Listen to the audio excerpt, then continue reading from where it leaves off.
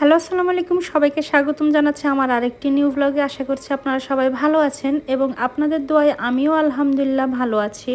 তো দীর্ঘ অনেক দিন ধরে আমি কোনো ব্লগ দেই না, কারণ আপনাদের সাথে আমি মেবি শেয়ার করেছিলাম যে আমার আম্মু আব্বু দেশে যাবেন। তো যেহেতু ওনারা দেশে যাবেন, বাসার সব দায়িত্ব আমার কাঁধে দিয়ে গিয়েছেন। তো বাসায় রান্না বান্না, বাচ্চাদের স্কুল, তারপর আমার বোনের স্কুল, সব কিছু মিলাই অ্যাকচুয়ালি আমি এডিটিং করার টাইম পাচ্ছিলাম না, তাই আমি কোনো ব্লগ শেয়ার করতে পারছিলাম না আপনাদের সাথে। তাই ভাবলাম অনেকদিন পর আজকে আপনাদের সাথে একটি ব্লগ শেয়ার করি। অ্যান্ড অ্যাকচুয়ালি এটা একদিনের ব্লগ না, আমার গত কয়েকদিনে হয়ে যাওয়া ছোট ছোট ক্লিপসগুলো। যেহেতু আমি ক্যামেরা হাতে নেওয়ারও টাইম পাইনি, তাই আমি কোনো কিছুরই প্রপার ভিডিও করতে পারিনি। তো যাই হোক, এখানে এই যে আমার মেয়ে স্কুল থেকে বেরিয়ে পড়েছে অ্যান্ড তার বাবার সাথে অ্যাজ ইউজুয়াল একদম কার্টুনের মতো দৌড়াদৌড়ি শুরু করেছেন। দেন যেহেতু আম্মুরা কালকে চলে যাবেন 14 তারিখ, তো আমি একটু চাইনিজ মার্কেটে যাচ্ছিলাম। আমার কিছু কন্টেনার লাগবে আলমারি অর্গানাইজ করতে, তো আমি ওটা নিতেই যাচ্ছিলাম। বেশ কয়েক মাস ধরেই আলমারিতে তাক লাগানোর চেষ্টা করছিলাম আমরা। যে আমাদের এই কাজটা করে বাসায় এসে, সে অনেকদিন ধরে ছুটিতে গিয়েছিল, তাই করা হয়নি। অ্যান্ড এই লাস্ট মোমেন্টে এসে, যেহেতু কালকে আমরা চলে যাবেন, সে এসেছে করতে, তো অনেক তাড়াহুড়ো করে সব কিছু অর্গানাইজ করছিলাম। এইদিকে এটাও এর পর দিন সকালবেলা আমরা চলে গিয়েছেন এয়ারপোর্টে। তো ওইদিকে আমার মেয়েকেও স্কুলে নিয়ে গেলাম অ্যান্ড সে আজকে কোনোভাবেই স্কুলে থাকবে না, প্রচুর কান্নাকাটি করছিল। তারপর আমি ওকে রেখে চলে আসলাম। দেন ওর টিচার আমাকে এই ভিডিওটা পাঠিয়েছে যে সে পরবর্তীতে অনেক হ্যাপি হয়ে গিয়েছে। তো তাকে স্কুলে রেখে এই যে আমি রান্না বান্না করে ফেলেছি, এখন আমি আবার যাব তাকে স্কুল থেকে নিয়ে আসতে। আজকে যেহেতু ফার্স্ট ডে, আমরা চলে গিয়েছে, আমি তাড়াহুড়ো করে রান্না বান্না করছিলাম, তাই তেমন কিছু করিনি। জাস্ট করলা ভাজি, মুরগি মাংস, ডাল রান্না করেছি। স্কুল ছুটি হয়ে গিয়েছে, এখন আমি আমার মেয়েকে নিতে এসেছি আর এসে দেখি যে সে নাই। আজকে সে একটু লেটে বের হয়েছে ক্লাস থেকে, তাই আমি ওদের গার্ডেন এরিয়াতে দাঁড়িয়ে অপেক্ষা করছিলাম।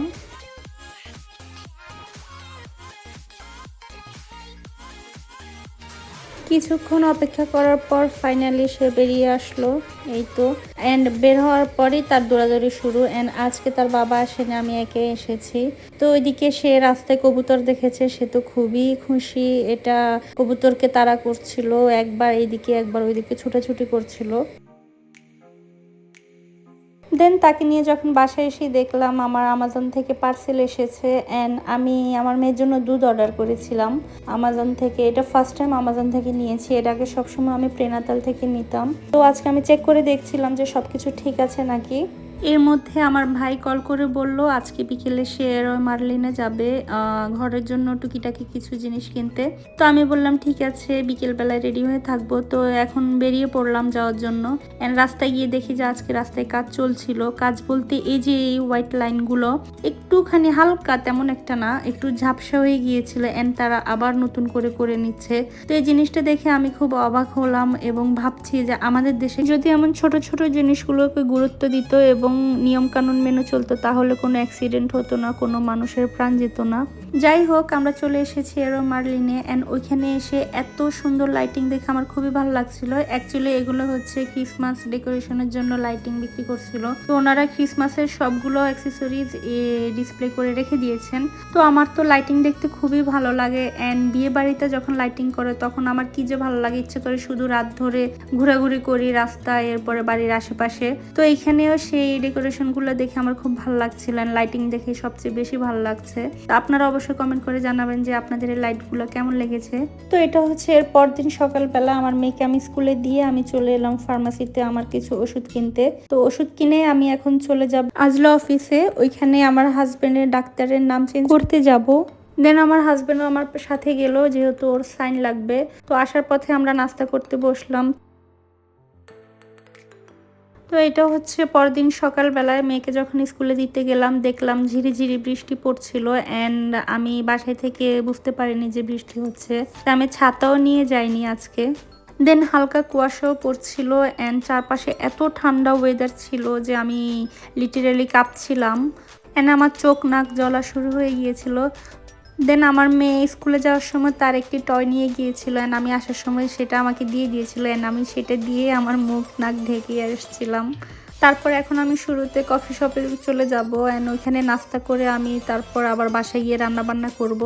তো এই যে নাস্তা করার সময় আমার মেয়ের টয়টাকে দাঁড় করে রেখেছি, তার পাইলট। তো এটা দেখে আমার ওর কথা খুব মনে পড়ছিল, খুবই মিস করছিলাম আমার মেয়েটাকে। দেন নাস্তা করতে করতে যেই বাহিরে তাকালাম, দেখলাম একদম ঝুম বৃষ্টি শুরু হয়ে গেল। অ্যান্ড আমি টেনশনে পড়ে গিয়েছি যে আমি বাসায় কিভাবে যাব। তো পরবর্তীতে আমাদের দোকানে গিয়ে আমি ছাতা নিয়ে বাসায় চলে যাই। অ্যান্ড আমার কাছে এত বেশি ঠান্ডা লাগছিল যে আমি আরও একটি কফি অর্ডার করে ফেলেছি।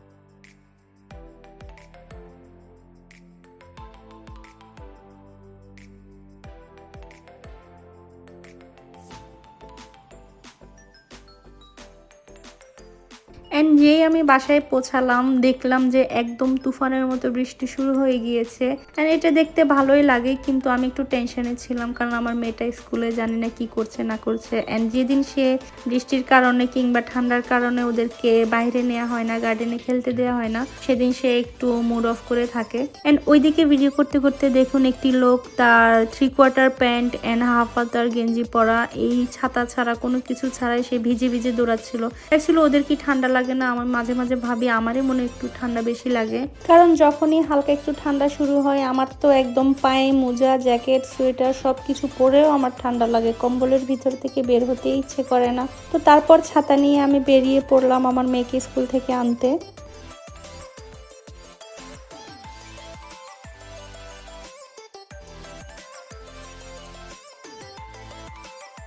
অ্যান্ড আমার মেয়ের এই যে স্কুল থেকে বেরিয়েই শুরু হয়ে গেল পণ্ডিত। আমি ওখানে গিয়ে দেখলাম যে তার বাবাও আছে।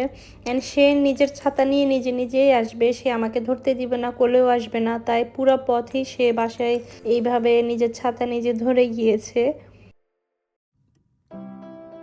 তারপর সন্ধ্যেবেলায় আমার ভাই এবং আমার হাজবেন্ড সবাই বলল আজকে তারা ওয়ান ডিশ পার্টি করবে, মানে তারাই রান্না করবে, আমার কিছু করতে হবে না।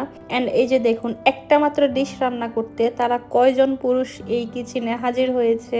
অ্যান্ড আমার কিচেনে যে অবস্থা করছিল তারা, মানে আমি তো শুধু ভয়ে ছিলাম যে কি না কি করে আমার জন্য রেখে দেয়। তো এই যে একটা মাত্র ডিশের জন্য তারা কয়জন, 5জন হাজির হয়েছে, তারা রান্না করছে, কেউ কাটছে, কেউ ধুচ্ছে, মানে আমি বুঝতে পারছিলাম না, মনে হয় যেন তারা একদম পুরা পঞ্চভোগ রান্না করছিল। দেন খাওয়া দাওয়া শেষে যখন ঘুমাতে গেলাম, দেশ থেকে খবর আসলো যে আমার ভাইয়ের বউ অসুস্থ, তাকে হসপিটালে নিয়ে গেল। অ্যান্ড সকাল সকালই খবর পেলাম যে আলহামদুলিল্লাহ আমি ফাইনালি ফুপ্পি হয়ে গেলাম। আমার ভাইয়ের ছেলে চলে আসলো আমাদের ফ্যামিলিতে।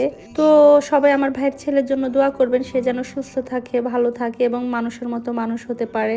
আশা করছি আজকের ব্লগটা আপনাদের কাছে ভালো লেগেছে। অ্যান্ড ভালো লাগলে অবশ্যই আপনারা like, comment, share and subscribe করতে ভুলবেন না। টিল দেন সবাই ভালো থাকবেন, সুস্থ থাকবেন। আল্লাহ হাফেজ।